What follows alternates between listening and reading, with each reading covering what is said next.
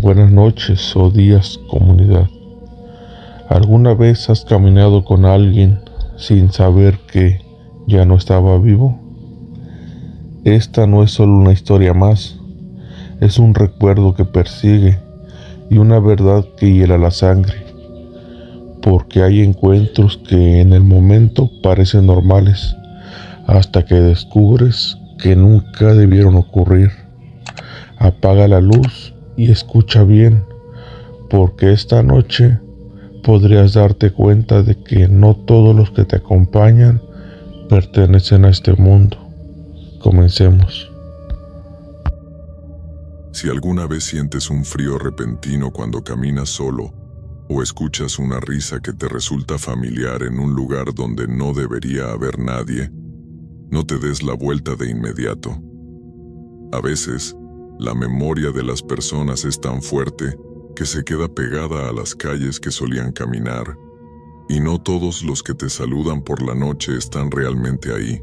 Lo que me pasó no tiene explicación, y aunque lo cuento con calma, todavía siento un escalofrío que me recorre la espalda cada vez que paso frente a esa cancha de fútbol. Esta es la historia de cómo caminé y hablé con alguien que, en ese mismo instante, estaba descansando dentro de una caja de madera rodeado de flores y llanto. Tengo 44 años y siempre he creído que la vida es algo lógico, algo que se puede entender con el sentido común. Pero hace unos meses, esa seguridad se me desmoronó por completo. Todo empezó con una llamada que todavía resuena en mi cabeza como un eco molesto. Era la hija de mi compadre. Su voz sonaba rota, ahogada por un dolor que no cabía en el teléfono. Me dijo que su padre se había ido, que él mismo había decidido ponerle fin a su camino. No podía creerlo. Solo 3 días antes nos habíamos sentado a platicar, nos habíamos reído de las mismas tonterías de siempre. Él era la alegría en persona, siempre con un chiste en la boca y esa sonrisa que parecía que nada podía borrarla. Pero la depresión es una sombra silenciosa que se esconde detrás de las risas más fuertes. Y yo, que me decía su hermano, no supe ver que se estaba hundiendo. El impacto fue tan fuerte que me quedé sentado en la orilla de mi cama por horas, mirando a la nada, tratando de entender cómo era posible que un hombre tan lleno de vida se hubiera rendido así. Al día siguiente, el peso de la realidad me obligó a moverme. Tenía que ir a su casa, tenía que acompañar a su familia y darle el último adiós. Vivíamos en barrios cercanos, así que decidí caminar para despejar la mente. La noche estaba extrañamente tranquila, con un aire pesado que parecía anunciar lluvia pero que nunca llegaba. Alrededor de las 10 de la noche, llegué a la zona de las canchas de fútbol, un lugar que de día está lleno de gritos y niños corriendo, pero que a esa hora es un desierto de tierra y sombras. Las luces de los postes parpadeaban, creando charcos de claridad amarillenta sobre el suelo. Iba con el corazón apretado, pensando en qué le diría a su hija cuando de pronto lo vi. Estaba parado justo en medio de la cancha, mirando hacia el horizonte, como si estuviera esperando a alguien. Al principio me quedé helado. Mi mente intentó buscar una explicación lógica. Quizá la llamada fue una broma de mal gusto. Quizá se habían equivocado en el hospital. A medida que me acercaba, su figura se hacía más clara. No había duda alguna. Era él. Llevaba puesto su pantalón negro de siempre, ese que usaba para las reuniones especiales, y su chamarra café, la que tanto le gustaba porque decía que era la más cómoda de todas. Cuando estuve a unos metros, él giró la cabeza y me vio. Su sonrisa fue la de siempre, amplia y sincera. Me saludó con la mano y me llamó por mi nombre, con ese tono de voz tan característico que te hacía sentir en confianza de inmediato. Me acerqué temblando, con las manos sudorosas y la voz trabada en la garganta. Le dije, casi en un susurro, que me habían dado un susto de muerte, que me habían llamado para decirme que él ya no estaba con nosotros. Él soltó una carcajada ligera, de esas que contagiaban alegría, y me dijo que no hiciera caso, que seguramente se trataba de una de esas estafas telefónicas que están tan de moda ahora, donde la gente inventa tragedias para sacar dinero. Sus palabras me dieron un alivio momentáneo que nubló mi juicio. Era tan real, su olor, su forma de pararse, la luz de la luna reflejada en sus ojos. Me sentí un tonto por haber llorado todo el día. Empezamos a caminar juntos, saliendo de la cancha hacia la calle principal. Me platicó de cosas normales, del clima, de unos arreglos que quería hacerle a su casa, de lo cansado que se sentía a veces por el trabajo. Yo lo escuchaba y sentía que el mundo volvía a tener sentido. Caminamos un par de cuadras hasta llegar a una tienda de conveniencia que siempre está abierta. Me dijo que tenía algo de sed y que si podíamos pasar por algo de tomar. Entramos los dos. Recuerdo perfectamente el sonido de la campana de la puerta al abrirse y el aire frío del aire acondicionado golpeándome la cara. Él se fue hacia la parte de atrás, hacia los refrigeradores, mientras yo me quedé cerca de la caja buscando unas monedas en mi pantalón. La tienda estaba sola, solo el cajero y nosotros. Pagué lo mío y me quedé esperando junto a la salida, mirando hacia los pasillos. Pasaron los minutos y él no salía. Pensé que quizás se había entretenido buscando otra cosa, así que caminé hacia el fondo para buscarlo. No había nadie. Recorrí cada pasillo, miré detrás de los estantes de pan, busqué incluso cerca de la bodega. No estaba. Regresé a la caja y le pregunté al muchacho que atendía si había visto por dónde salió el señor de chamarra café que entró conmigo. El cajero me miró con una expresión de extrañeza y un poco de miedo. Luego me dijo que yo había entrado completamente solo, que desde que abrí la puerta me vio caminando y hablando al aire, como si tuviera a alguien al lado, pero que físicamente no había nadie más conmigo. En ese momento, un frío que no pertenecía a este mundo se me metió en los huesos. Salí de la tienda casi corriendo, buscando en la calle oscura, gritando su nombre, pero solo el silencio me respondió. El aire se volvió irrespirable y el miedo me invadió por completo al darme cuenta de que había estado conversando con una ausencia. Llegué a su casa con las piernas de trapo y el alma en un hilo. Al entrar, vi los arreglos de flores y escuché el llanto contenido de sus parientes. Me acerqué al centro de la sala donde estaba el ataúd, rodeado de cirios que proyectaban sombras largas en las paredes. Con el corazón a punto de salirse de mi pecho, me asomé para verlo por última vez. Ahí estaba él, con los ojos cerrados y una paz que no tuvo en sus últimos días de vida. Pero lo que me hizo perder el equilibrio y tener que sostenerme de una silla fue ver su ropa. Estaba vestido exactamente con el mismo pantalón negro y la misma chamarra café con la que habíamos caminado por la cancha y entrado a la tienda minutos antes. No había error posible. Era la misma prenda, con el mismo doblez en el cuello. Nunca le conté esto a su familia. No quería asustarlos más de lo que ya estaban. Pero me queda el consuelo, o quizás el terror, de saber que me buscó para despedirse. Durante esa última caminata, él se veía tranquilo, sin esa tristeza que lo llevó a tomar su decisión final. Fue como si su alma hubiera necesitado un último momento de normalidad, una charla cotidiana, antes de cruzar definitivamente al otro lado. Ahora, cada vez que paso por esa cancha de fútbol a las 10 de la noche, no puedo evitar mirar hacia el centro, esperando y temiendo a la vez. Volver a ver esa chamarra café perdida entre las sombras de la noche, recordándome que la muerte no siempre es el final de una conversación. Hay algo que la gente del sur de México sabe muy bien, y es que hay personas que no debes provocar, No porque sean peligrosas con sus manos, sino porque manejan cosas que tú y yo no alcanzamos a entender. Cosas que se mueven en lo oscuro, que respiran cuando nadie las ve, que obedecen a quien las llama. Lo que te voy a contar no lo leí en ningún libro ni me lo inventé tomando café. Me pasó a mí. Me pasó en carne propia y todavía hoy, muchos años después, cuando se va la luz en la madrugada y la casa queda en silencio, yo recuerdo esa noche y se me cierra el estómago. Tenía 29 años cuando todo ocurrió. Me llamo Alfonso, soy de un pueblito de Veracruz, de esos donde todo el mundo se conoce, donde los chismes corren más rápido que el viento y donde los secretos duran muy poco.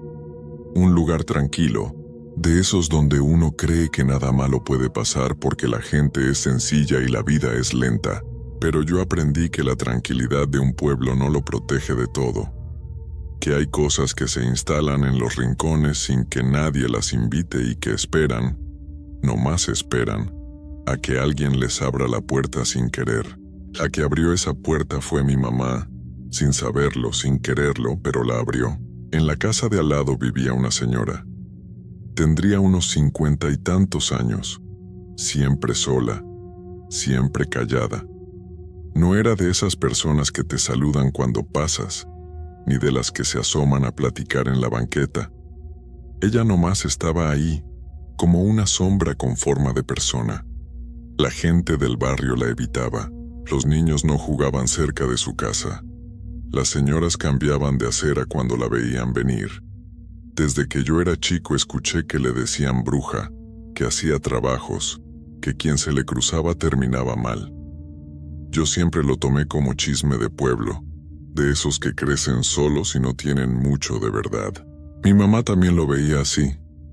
Ella era una mujer de carácter, directa, sin miedo, de las que no se dejan llevar por habladurías. El problema comenzó por algo tan sencillo como unas ramas. Teníamos un árbol grande en el límite de las dos propiedades, y las ramas de ese árbol caían del lado de nuestra casa, pero las raíces se extendían también hacia el patio de ella. Un día mi mamá quiso podar el árbol porque las ramas tapaban la luz y ensuciaban el techo. La señora salió a reclamarle que no tocara nada, que ese árbol también era de ella, que tenía derechos sobre las raíces. Mi mamá le explicó con calma que solo iba a cortar lo que estaba de su lado, que no le iba a tocar nada de lo suyo, pero la mujer no quiso escuchar. Empezó a alzar la voz a decir que era una falta de respeto, que debían pedirle permiso. La discusión fue subiendo de tono poco a poco, y mi mamá, que cuando se enoja no mide mucho las palabras, le dijo de frente, bien claro, que dejara de hacerse la importante, que todos sus supuestos poderes eran puro cuento, que era una charlatana y una bruja de mentiras. Silencio. La señora la miró fijo, sin gritar, sin moverse, con una calma que daba más miedo que cualquier grito, y le dijo, despacio, con una voz que mi mamá me describió después como algo que no parecía salir de una sola garganta, que ella no era quien iba a pagar esa insolencia, que el que iba a pagar era su hijo, que su hijo iba a conocer de cerca el poder que ella tenía, y que cuando eso pasara, mi mamá iba a entender que no todo lo que se rumora es mentira. Mi mamá me lo contó esa misma tarde, casi entre risas, restándole importancia. Yo también me reí. Le dije que no le hiciera caso, que era una vieja amargada que quería asustar. Nos reímos los dos y no volvimos a hablar del tema. Esa noche dormí tranquilo, la siguiente también, pero la tercera noche todo cambió. Era pasada la medianoche, no sé exactamente qué hora era porque no alcancé a ver el reloj, pero después mi mamá me dijo que cuando ella se despertó, eran las 3 de la mañana con algo. Las 3, esa hora que la gente mayor del sur siempre menciona con cuidado, esa hora que en los pueblos llaman la hora del diablo, la hora en que el velo entre lo que vemos y lo que no vemos se pone más delgado. Yo estaba profundo en el sueño cuando sentí algo encima de mí. No fue un ruido lo que me despertó. No fue una luz ni el frío, fue el peso.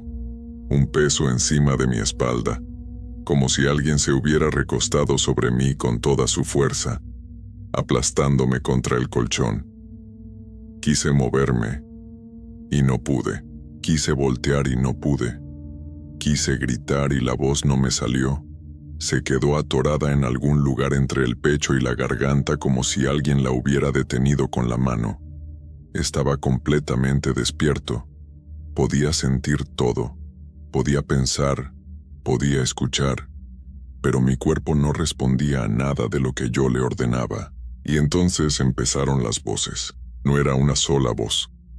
Eran varias, muchas, mezcladas todas al mismo tiempo, unas encima de otras, como si en mi cuarto hubiera entrado un montón de gente de golpe y todas estuvieran hablando sin parar. Voces de hombre, voces de mujer, algunas gruesas, algunas agudas, todas distorsionadas, como cuando escuchas una grabación que alguien arruinó a propósito. No entendía lo que decían con claridad. Era como un murmullo revuelto que llenaba cada rincón del cuarto, que rebotaba en las paredes, que se metía por los oídos y no dejaba de crecer. Me quería tapar los oídos y no podía mover los brazos. Me quería levantar y no podía. Solo podía estar ahí, aplastado, escuchando, con el corazón golpeándome tan fuerte en el pecho que era lo único mío que parecía seguir funcionando con libertad. El cuarto estaba oscuro, pero no completamente.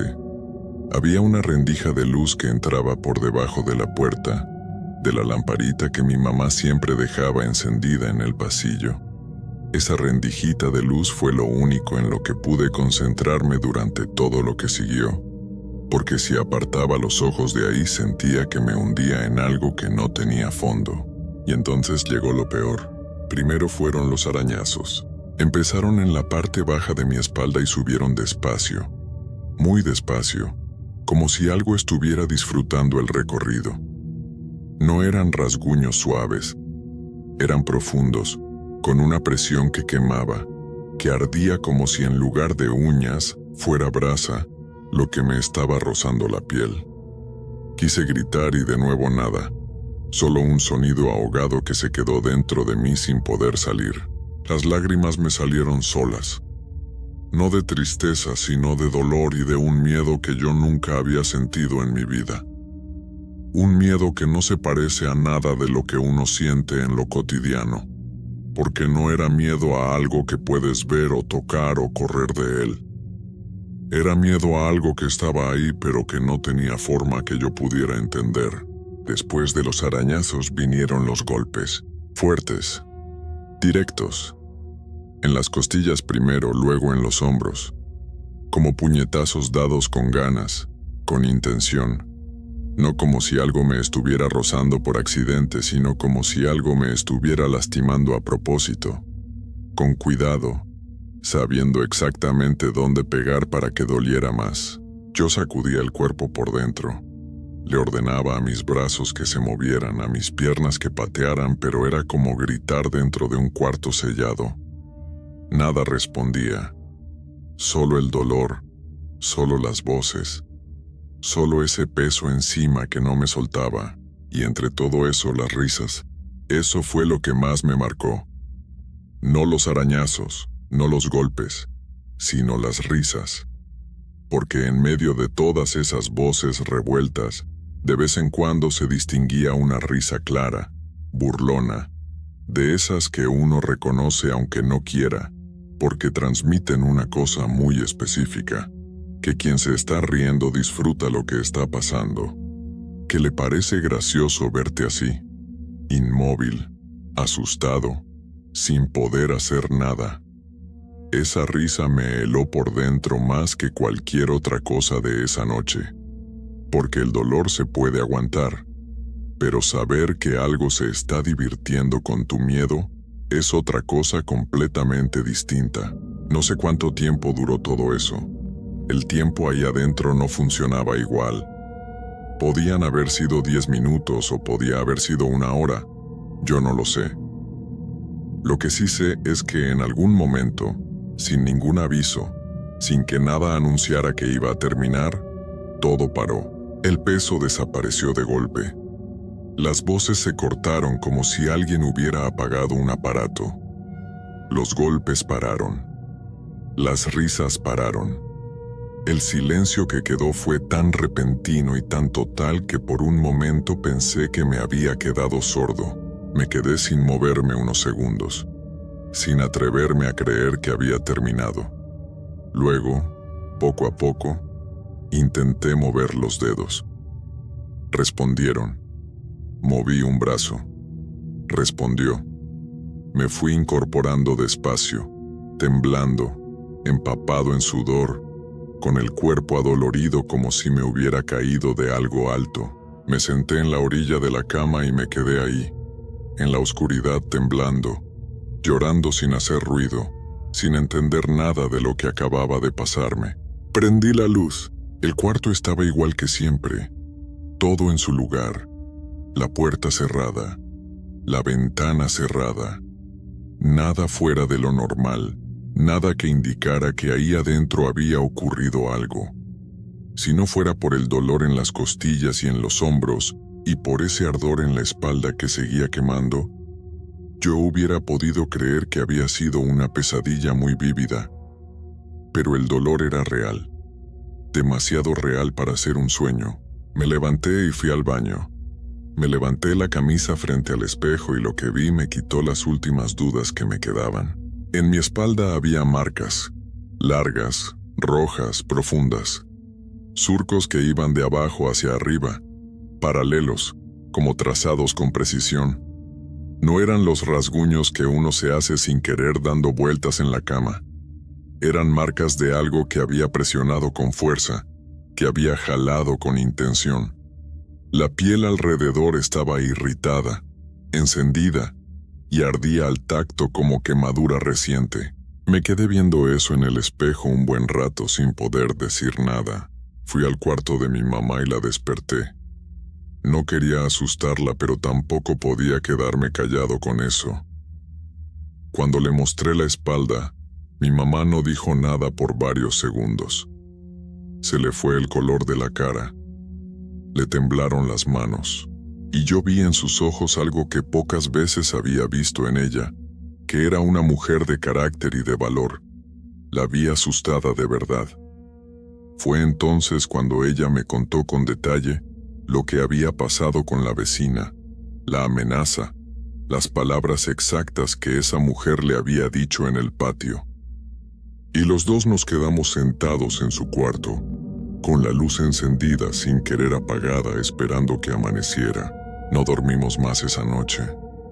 Nos quedamos los dos sentados, mi mamá y yo, esperando que la oscuridad se fuera y que la luz del día entrara por las ventanas y le devolviera al mundo ese aspecto normal que uno da por hecho hasta que algo así ocurre.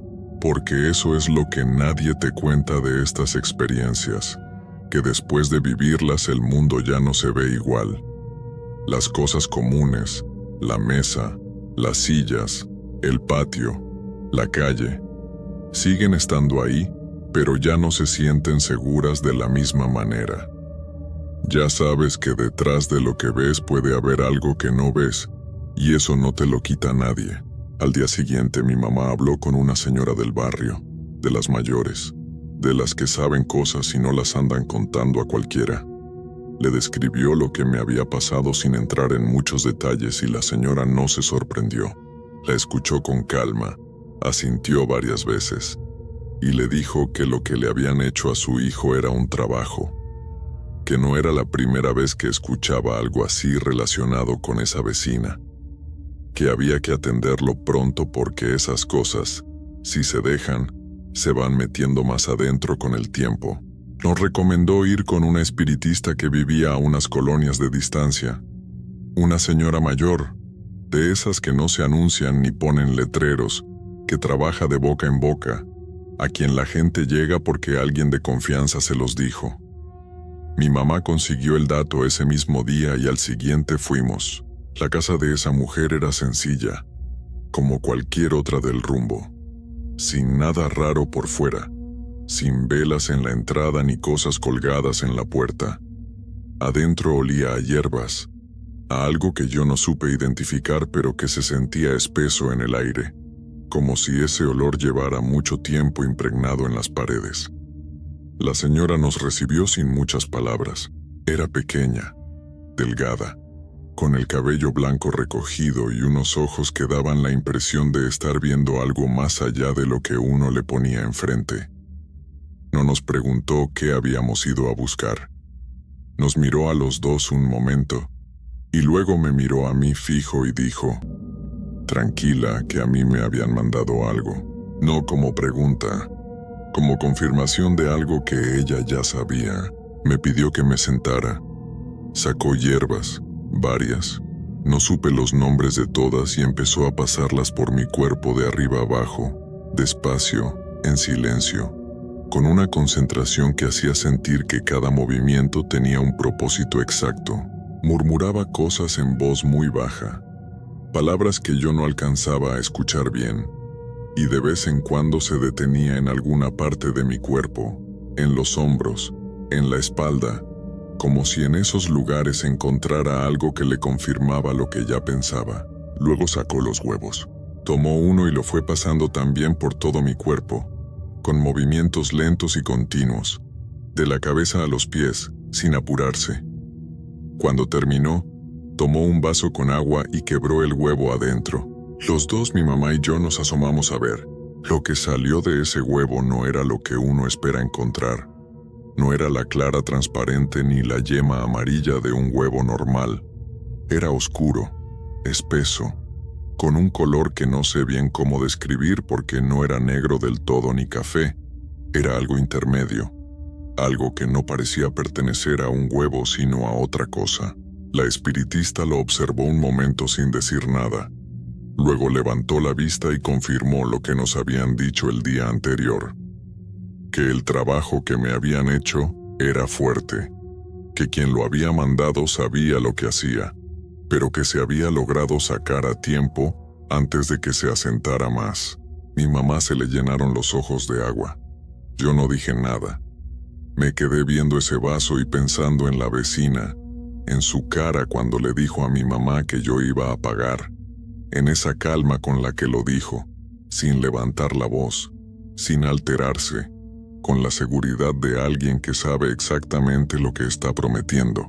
La espiritista nos dio algunas indicaciones para los días siguientes, cosas que debíamos hacer en la casa, hierbas que debíamos quemar, agua que debíamos preparar de cierta manera.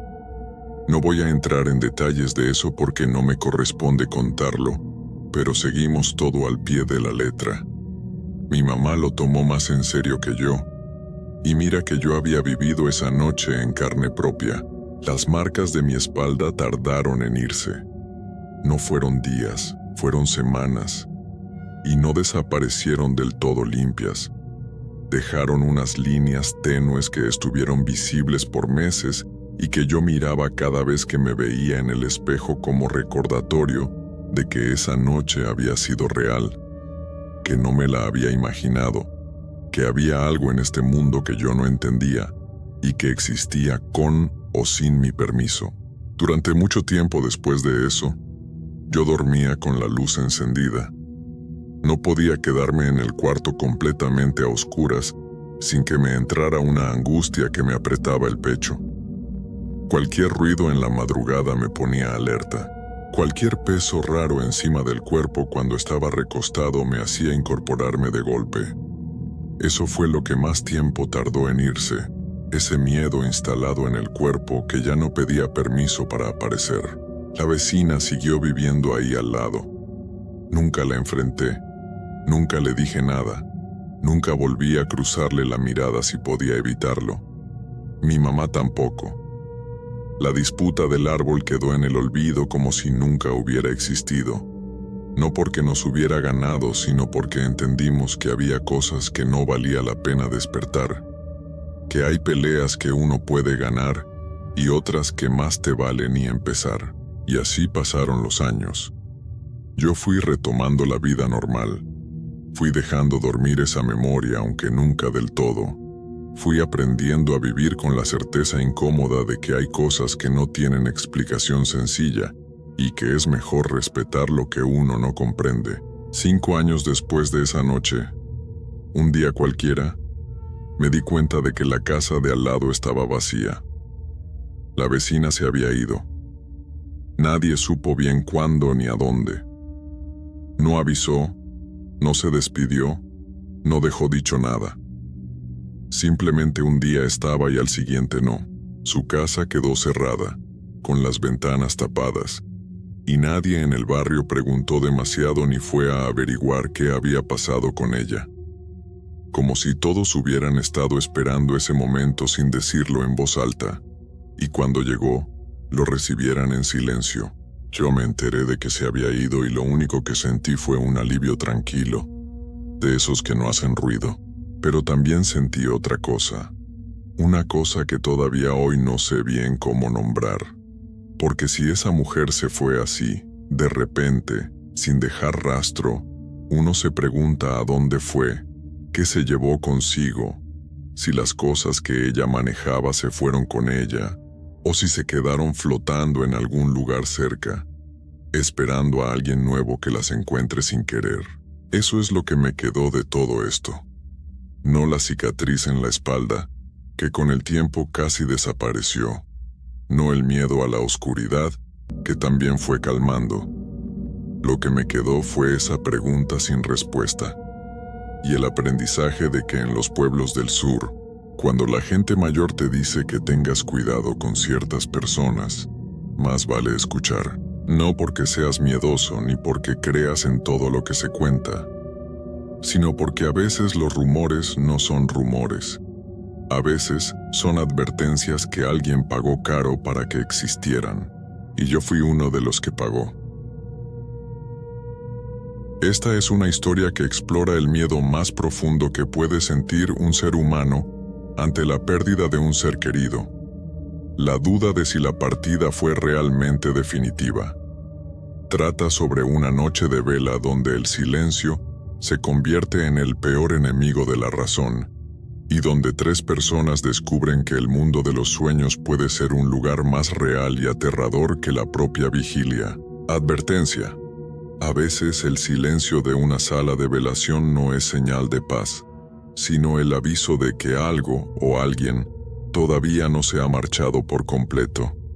Escucha con atención, porque lo que estás por oír podría hacerte cuestionar si realmente estamos solos cuando nos despedimos de alguien por última vez. Hay cosas que se quedan grabadas en la piel, sensaciones que no se borran con el paso de los años y que te obligan a cambiar tus costumbres para siempre. Mucha gente me pregunta, ¿por qué evito los funerales a toda costa? ¿Por qué invento cualquier excusa para no entrar a una sala de velación? ¿O por qué mi rostro se pone pálido cuando escucho que alguien ha dejado este mundo? No es falta de respeto, ni mucho menos falta de cariño hacia quienes se van. Es un miedo físico, un terror que nace en la boca del estómago y me paraliza los pies. Todo comenzó hace algunos años, cuando mi primo, un hombre que apenas cruzaba los 35 años y que rebosaba de vida, se fue de nuestro lado de un momento a otro. Fue algo que nadie esperaba. Un golpe seco que dejó a la familia sin palabras y con el corazón roto. El lugar elegido para despedirlo era una de esas salas antiguas, de techos altos y paredes que parecen absorber cualquier rastro de alegría. Recuerdo que, al cruzar la puerta, el aire me golpeó de una forma extraña. No era solo el frío del aire acondicionado, era una pesadez, como si el oxígeno fuera más denso, más difícil de respirar. La iluminación era escasa, apenas unas lámparas amarillentas que hacían que las sombras de las flores se proyectaran en las paredes como dedos largos que querían atraparnos. Nos quedamos un grupo de hombres de la familia para pasar la noche, cumpliendo con la tradición de no dejarlo solo ni un segundo. Al principio, hablábamos en voz baja de recuerdos compartidos, tratando de llenar el vacío del silencio, Pero conforme la madrugada avanzaba, las palabras se fueron agotando. Eran cerca de la 1:30 de la mañana cuando el ambiente cambió por completo. Estábamos sentados en unos sillones de madera, cansados, con los ojos pesados por el sueño que empezaba a asomarse. De repente, un sonido rompió la calma del lugar. Fue algo tenue, casi imperceptible, pero lo suficientemente claro como para que todos levantáramos la cabeza al mismo tiempo. Fue un suspiro. No fue el suspiro de alguien cansado en la habitación, ni el roce de la ropa de alguno de nosotros. Fue una exhalación profunda, larga y humana, que pareció salir directamente del centro de la sala, justo donde descansaba el féretro de madera oscura. Nos miramos los unos a los otros buscando en el rostro del de al lado una explicación lógica, una señal de que alguien más había hecho ese ruido, pero todos teníamos la misma expresión de desconcierto. Tratamos de convencernos de que era el edificio, que quizás el aire acondicionado estaba fallando o que la estructura de madera estaba asentándose, pero el miedo ya había plantado su semilla. Conforme pasaban los minutos, ese sonido que al principio fue un murmullo se volvió más constante. Ya no era un simple roce de aire, eran exhalaciones profundas, como las de alguien que ha estado aguantando la respiración por mucho tiempo y finalmente logra soltarla. Cada vez que escuchábamos aquel sonido, el frío de la sala se intensificaba, y la sensación de que no estábamos solos con un cuerpo inerte se volvía una certeza asfixiante. Mi primo, que horas antes reía con nosotros, ahora parecía ser el origen de una manifestación que no podíamos comprender, y la necesidad de acercarnos para comprobar que todo estaba en orden empezó a luchar contra el instinto básico de salir corriendo de aquel lugar. La tensión en la sala se volvió algo casi sólido, una presencia que podíamos sentir rozándonos la nuca. Eran las 2 de la mañana y los suspiros ya no eran sutiles. Se escuchaban con una frecuencia rítmica, como si alguien estuviera tratando de recuperar el aliento tras una larga caminata. Movidos por una inquietud que no nos dejaba permanecer sentados, nos acercamos al féretro. Mis manos temblaban mientras mis ojos buscaban cualquier señal de movimiento en el rostro de mi primo. Él seguía igual, pálido, con los ojos cerrados y esa rigidez que da el final de la vida. No había ninguna explicación física para lo que estábamos escuchando. Revisamos debajo de la base, miramos las esquinas de la habitación y las cortinas pesadas, pero no había corrientes de aire ni ventanas abiertas. Sin embargo, cada vez que nos alejábamos unos pasos, el sonido volvía, más fuerte, más desesperado. A medida que el reloj avanzaba hacia las 3 de la madrugada, el ambiente se volvió tan opresivo que apenas podíamos hablar entre nosotros. El cansancio era mucho, pero el miedo era mayor. Estábamos en ese punto donde la mente empieza a jugarte bromas, pero lo aterrador era que todos estábamos escuchando exactamente lo mismo. No era una alucinación individual. Los suspiros empezaron a transformarse en pequeños ruidos secos, como si algo golpeara suavemente la tela del interior de la caja. Eran golpecitos constantes, rítmicos, que hacían que el vello de mis brazos se erizara por completo. Nadie se atrevía a decir lo que estábamos pensando. ¿Y si los médicos se habían equivocado? ¿Y si él estaba atrapado allí dentro, intentando avisarnos? Pero la lógica nos decía que eso era imposible tras tantas horas. El silencio volvió a caer sobre nosotros cerca de las 4 de la mañana. Pero no era un silencio de paz, sino un silencio de advertencia. Era como la calma que precede a la tormenta. Estábamos en el rincón más alejado de la sala, tratando de mantenernos despiertos con un café que ya estaba helado. De pronto, un sonido seco y vibrante recorrió el suelo de madera.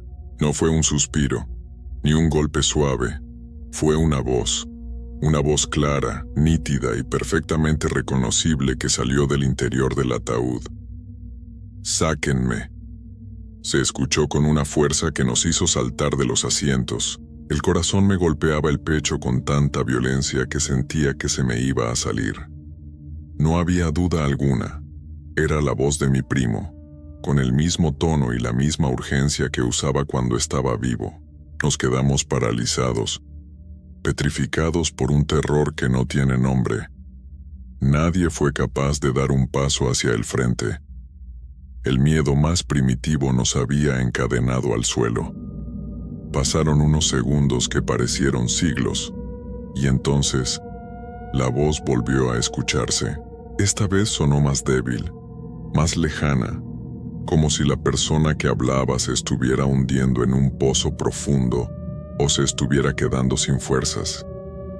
«Sáquenme», repitió de nuevo en un susurro cargado de una tristeza y una angustia que me partieron el alma. En ese momento, el aire de la sala se volvió tan gélido que podíamos ver nuestro propio aliento.